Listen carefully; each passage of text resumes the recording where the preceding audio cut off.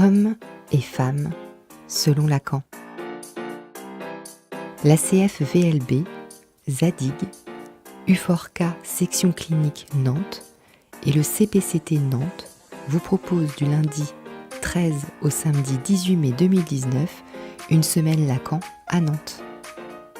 Pour introduire la semaine à venir, nous vous proposons une interview en 5 actes de Jean-Louis Gault, membre de l'Association mondiale de psychanalyse.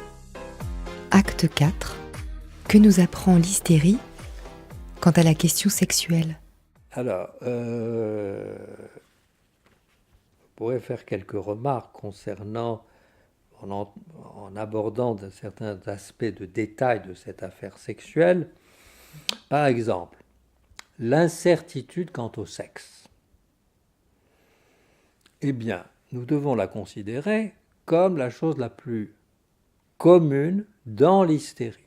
C'est-à-dire, là, il est nécessaire aussi de situer l'hystérie telle que Lacan a pu le faire, c'est-à-dire qu'il faut détacher l'hystérie de toute référence à une maladie, à un trouble, à des symptômes. Pas du tout. Lacan a accompli une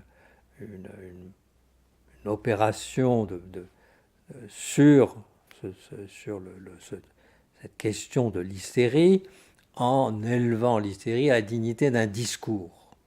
Et l'hystérie, la position hystérique, c'est ce qui caractérise le sujet, l'être parlant, qui assume sa division, qui assume le manque dont il est affecté par l'intervention du langage en lui, premièrement. Et deuxièmement, ce sujet hystérique fait valoir la vérité singulière qui est la sienne, à l'endroit de tous les discours construits, tous les énoncés que peuvent proposer la tradition, l'université, la médecine, etc. Donc, c'est une position qui a toujours été de subversion à l'endroit, disons, du discours du maître. Eh bien, cette position hystérique, finalement, c'est celle du sujet parlant. Alors, il y a des sujets qui sont plus enclins à faire valoir et à cette singularité. Il y a d'autres sujets qui plutôt masquent cette réalité d'être des sujets divisés, qui masquent aussi leur rapport à la vérité, etc., qui sont donc plus timides, plus prudents, qui sont à l'abri. Le sujet hystérique, lui, s'avance avec plus d'audace, plus de vérité face au monde. Eh bien, concernant le sexe, l'incertitude quant au sexe est la chose la plus commune que l'on rencontre chez le sujet hystérique, c'est-à-dire chez l'être parlant.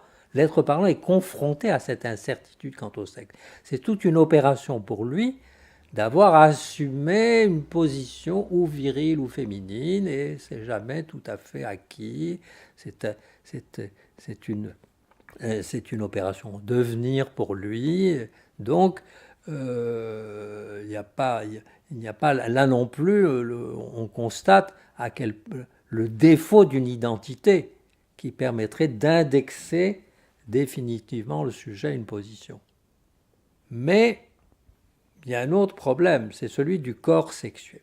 Ce corps sexué, il vous est dévolu. Vous l'avez, vous l'héritez, vous ne pouvez pas vous en débarrasser.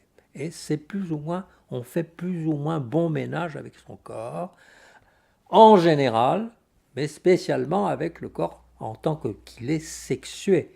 On voudrait, c'est assez commun, on voudrait que ce sexe ne vienne pas embarrasser ce corps, que ce corps même finalement, il est lui-même insupportable parce qu'il est le siège de la vie, le siège d'une jouissance qui n'est pas toujours facile à assumer.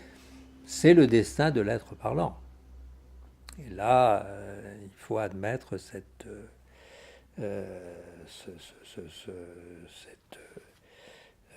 épreuve à laquelle l'être parlant a affaire.